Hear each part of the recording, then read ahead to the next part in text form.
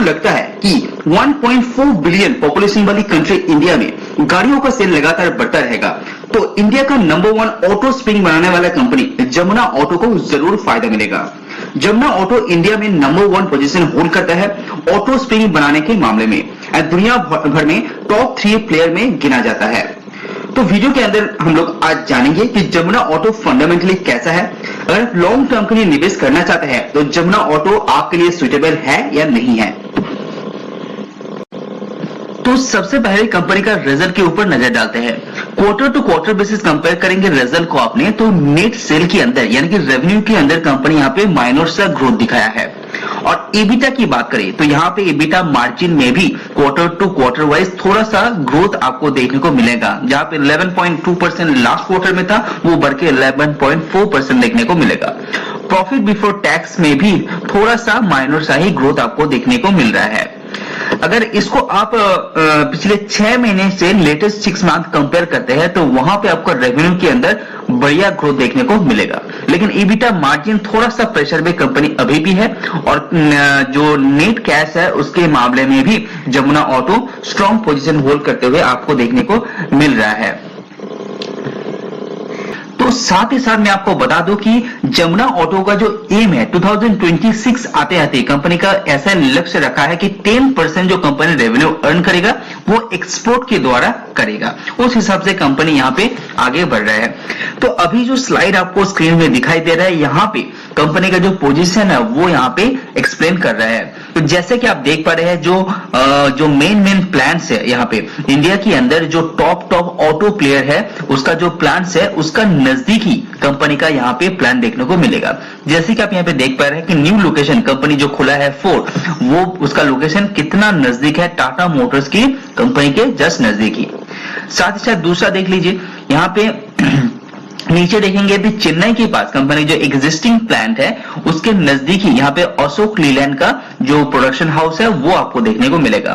तो इसका कहने का मतलब यह है कि जमुना ऑटो का जितना भी फैक्ट्रीज लगा हुआ है यानी कि वेयरहाउस भी लगा हुआ है वो एक्चुअली जो बड़े बड़े कंपनीज है उसका नजदीक है। इससे क्या होता है, कॉस्ट सेविंग हो जाता है, ट्रांसपोर्टेशन में खर्चा कम हो जाता है, मैन पावर यहाँ पे कम इस्तेमाल होता है। तो ये बहुत कुछ पॉजिटिवनेस इसके लिए आपको देखने को मिलेगा जमुना ऑटो की अंदर।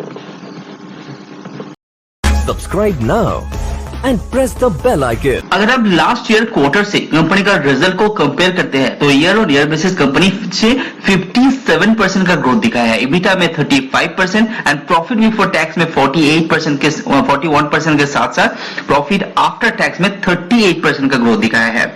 लेकिन जो रिसेंट क्वार्टर है उसमें थोड़ा सा माइनर सा ही आपको देखने को मिलेगा। 6 महीने में भी आप कंपेयर कर लीजिए तो 70% ग्रोथ आपका रेवेन्यू के अंदर दिखाया है एंड प्रॉफिट आफ्टर टैक्स की बात करें तो वहां पे 61% का ग्रोथ दिखाया है। अभी जो स्लाइड आपको यहाँ पे दिखाई दे रहा है ये थोड़ा सा इंपॉर्टेंट स्लाइड है कंपनी का रेवेन्यू के लिए। जैसे कि आप देख पा रहे हैं कि फाइनेंशियल ईयर 2021 एंड 22 में कंपनी जहां से नया जो प्रोडक्ट कंपनी लॉन्च करता है उसमें से 37% रेवेन्यू कमाता था और 63% जो पुराना प्रोडक्ट है कंपनी का वहां से कमाता था।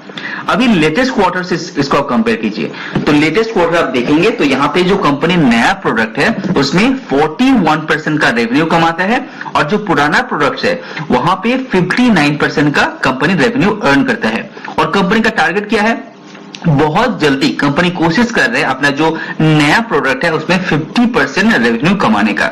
इससे क्या होगा, कंपनी का जो लॉन्ग टर्म ग्रोथ विजिबिलिटी है वो और भी क्लियर हो जाएगा। अभी मार्केट की बात करते हैं तो कंपनी कोशिश करते हैं जो कितना भी नया मार्केट है वहां से कंपनी ज्यादा रेवेन्यू ले पाए। तो अभी फाइनेंशियल ईयर 2021-22 कंपेयर करेंगे तो यहाँ पे नया मार्केट से कंपनी का जो रेवेन्यू है वो थोड़ा सा डिक्रीज होते हुए दिखाई दे रहे हैं और एग्जिस्टिंग मार्केट कंपनी और भी स्ट्रॉन्ग होते हुए दिखाई दे रहे हैं। लेकिन कंपनी का फिर से यहाँ पे भी एम ऐसा है कि जो नया मार्केट है वहां पे 50% कंपनी कैप्चर कर पाए। तो ये लॉन्ग टर्म सस्टेन के लिए कंपनी बहुत ही ज्यादा अच्छा रहेगा। अभी बात करते हैं कंपनी जो ऑटो इंडस्ट्री कैसे काम कर रहा है।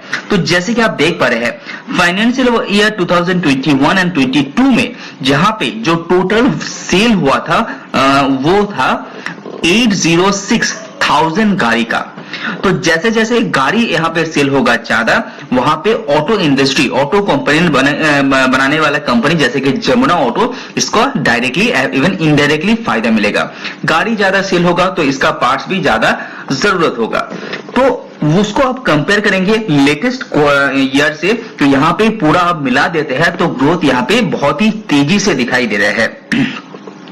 लेकिन आप इसको क्वार्टर टू क्वार्टर कंपेयर करते हैं तो थोड़ा सा यहाँ पे डिग्रोथ है, लेकिन आप लास्ट ईयर इसी क्वार्टर से कंपेयर करते हैं तो यहाँ पे अच्छा खासा जो ऑटो सेल का नंबर है वो यहाँ पे दिखाई देगा। जैसे कि आप यहाँ पे देख पा रहे हैं कि 33% यहाँ पे इंक्रीज दिखाई दे रहे हैं कमर्शियल व्हीकल सेल के मामले में। अभी जो हेवी व्हीकल है वहां पे भी, मीडियम एंड हेवी व्हीकल है वहां पे भी 43% का growth year on year basis यहाँ पे दिखाया है। लेकिन क्वार्टर टू क्वार्टर वाइज यहाँ पे 8% का डिग्रोथ भी यहाँ पे है। कंपनी के अंदर जो डीआईएस का होल्डिंग है वो लगातार यहाँ पे इंक्रीज हो रहा है। 2019 दिसंबर, आज से 3 साल पहले इस पर्टिकुलर कंपनी के अंदर जो डीआईएस का होल्डिंग था वो 5.21% का ही देखने को मिलेगा। लेकिन लेटेस्ट क्वार्टर आप देखते हैं तो यहाँ पे 13.38% तक ये पहुंच गया है। ये बहुत ही पॉजिटिव बात है जमुना ऑटो कंपनी के लिए। अगर आप कंपनी का रेवेन्यू लॉन्ग टर्म के हिसाब से चेक करते हैं तो आपको देखने को मिलेगा बहुत ही पॉजिटिव बातें। जैसे कि 2011 में कंपनी 903 करोड़ का सेल करता था, वो बढ़ के कितना हो गया है, जो ट्रेलिंग पीरियड है उसमें 2171 करोड़ का सेल अमाउंट आपको देखने को मिल रहा है। साथ ही साथ कंपनी का नेट प्रॉफिट में भी कंपनी यहाँ पे अच्छा खासा बढ़ोतरी कंपनी ने दिखाया है।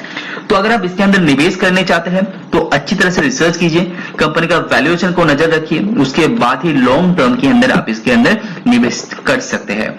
तो आज वीडियो में बने रहने के लिए धन्यवाद। See you on next video.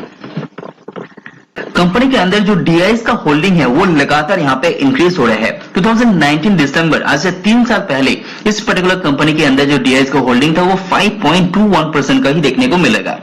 लेकिन लेटेस्ट क्वार्टर आप देखते हैं तो यहाँ पे 13.38% तक ये पहुंच गया है। ये बहुत ही पॉजिटिव बात है जमुना ऑटो कंपनी के लिए। अगर आप कंपनी का रेवेन्यू लॉन्ग टर्म के हिसाब से चेक करते हैं तो आपको देखने को मिलेगा बहुत ही पॉजिटिव बातें।